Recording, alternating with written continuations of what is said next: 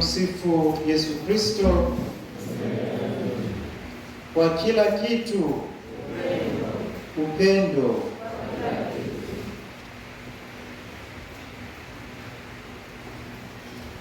Yesu anawaalika wale wanaofanya kazi na kulemewa kuja kwake kupumzika katika Injili ya leo. Thamani isiyopimika ya maisha haipimiwi kwa urefu wake, bali kwa uhusiano wake na Mungu.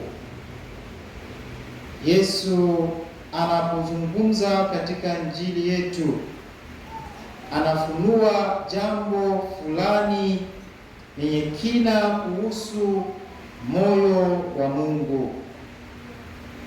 Ninakushukuru Baba, Bwana wa mbingu na dunia, kwa sababu umeficha mambo haya kutoka kwa mwenye hekima na mwenye akili, na umeyafunua kwa watoto wachanga. Kuna kitu kuhusu imani isiyo na hatia ya mtoto ambaye inaonyesha mfalme wa Mungu. Edina alijumuisha imani hii ya kitoto ambayo Yesu alitamini sana, imani isiyozuiliwa na shaka, upendo usio ngumu na wasiwasi wa ulimwengu. Maisha ya Edina, ingawa yalikuwa mafupi, yalikuwa zawadi iliyotufunulia upendo wa Mungu. Kila tabasamu, kila wakati wa ajabu, kila ishara rahisi ilitukumbusha usafi ambao tunakusudiwa kumkaribia Muumba wetu.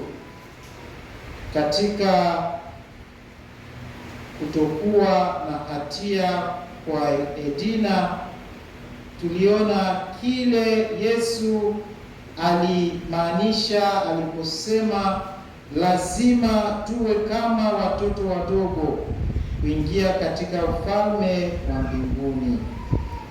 Injili inaendelea kwa mwaliko wa Yesu: njooni kwangu ninyi nyote mliochoka na mnabeba mizigo mizito, nami nitawapumzisha.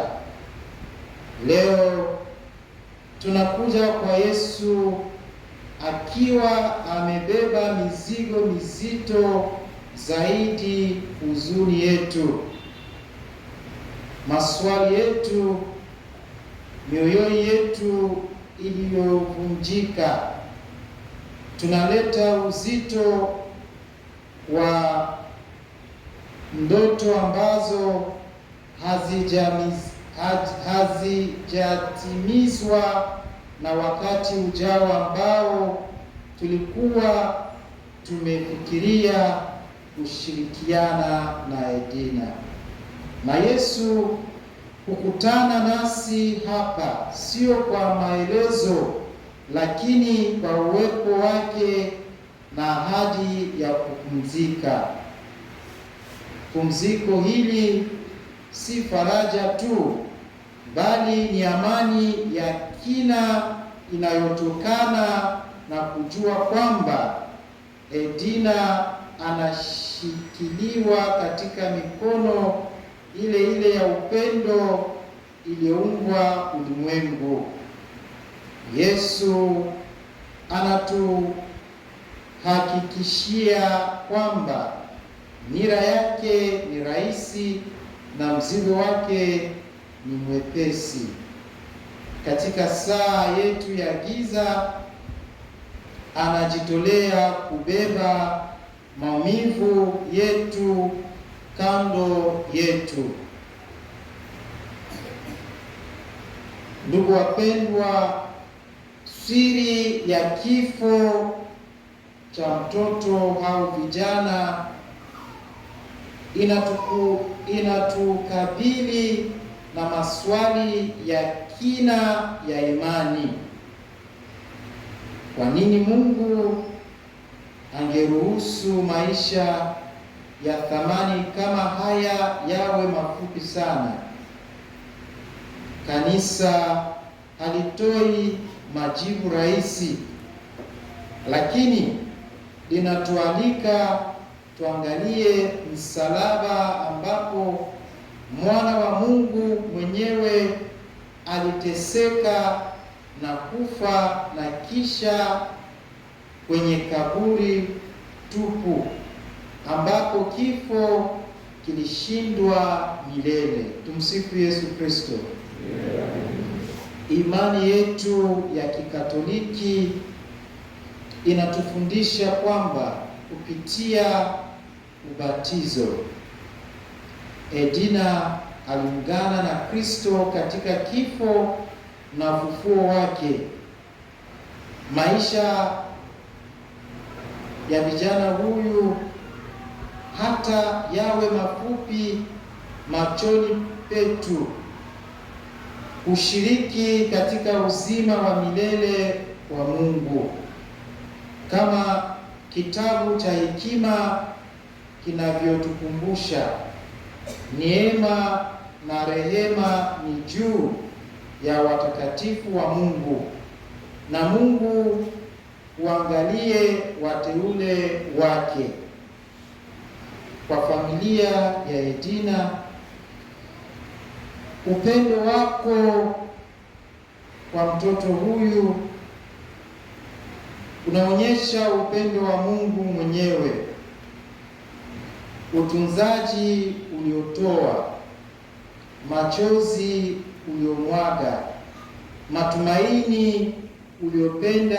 Hakuna hata moja ya haya yaliyopotea au kusahaulika.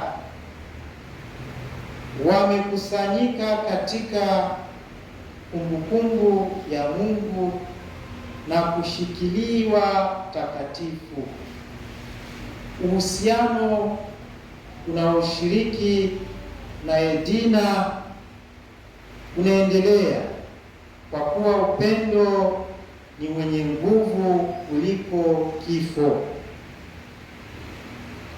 Katika siku zijazo, wakati huzuni inahisi kuwa kubwa, kumbuka maneno ya Yesu, njoo kwangu nami nitakupa kupumzika. Kanisa linakuzunguka leo na litaendelea kutembea nawe kupitia bonde hili la vivuli.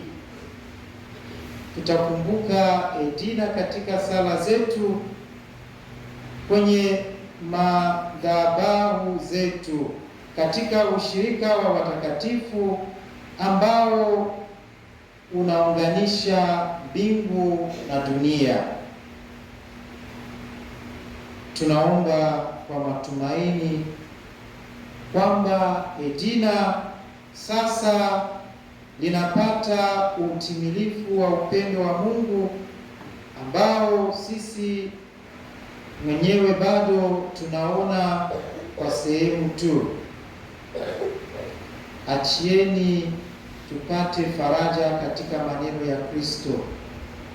Waachieni watoto wadogo waje kwangu, wala msiwazuie, kwa maana ufalme wa mbinguni ni wa watu kama hawa. Sisi alikabidhi Edina hii ya Mwokozi mwenye upendo, ambaye inakusanya watoto katika mikono yake na kuwabariki yao. Kifo cha dada Edina sio mwisho. Maisha yanabadilika, hayajaisha. Tunaweza kuwa karibu na Edina kwa kumwombea, na atakuwa karibu nasi kwa kutuombea. Tunaomba kwamba vijana yetu Edina awe pamoja na Mungu Mwenyezi na kufurahia uzima wa milele pamoja na ushirika wa watakatifu wote. Raha ya milele umpe, e Bwana, apumzike kwa amani.